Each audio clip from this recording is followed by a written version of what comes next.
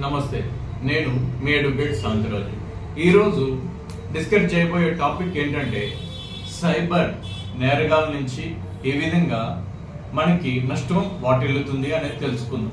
Actually కొన్ని రోజుల క్రితం అంటే మన పెద్దవాళ్ళ రోజుల్లో చదువుకున్న వాళ్ళు మాత్రమే మోసపోయేవారు, కానీ ఈ రోజుల్లో చదువుకున్న వాళ్ళు కూడా మోసపోతున్నారు. ఈ డిజిటల్ యుగం వచ్చిన తర్వాత మన మొబైల్తోనే మన అకౌంట్లో ఉన్న అమౌంట్ని మనం కోల్పోవడం జరుగుతుంది.